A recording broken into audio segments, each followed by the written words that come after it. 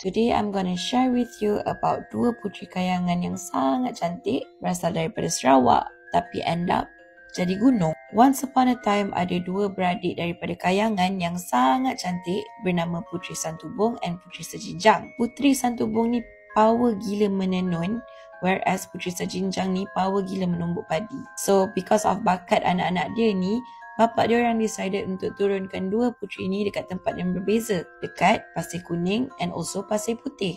Sebab dua kampung ni diorang selalu bergaduh sama sendiri. Bila dah diturunkan, diorang pun ajarlah skill-skill ni dekat orang kampung. And lama-lama, orang kampung ni hidup makmur. Ada pendapatan sebab pandai menenun, pandai menumbuk padi.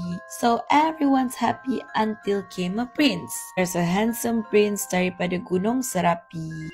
Tapi malangnya, both of dua-dua puteri ni fall in love with the same prince. Prince ni pun memang tertarik dengan dua-dua.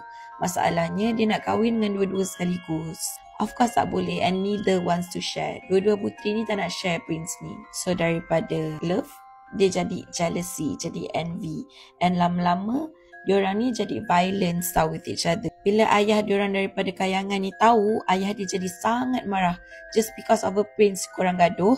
So disebabkan murka sangat dengan anak-anak dia yang bergaduh ni, dia pun jadikan Puteri Santubong as Gunung Santubong dekat Kuching yang ketinggian dia about 810 meters.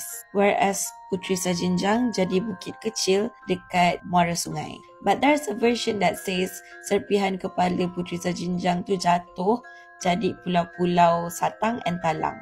So korang rasa lesson apa yang korang dapat? Kalau bagi I tak payahlah gaduh sebab lelaki kan.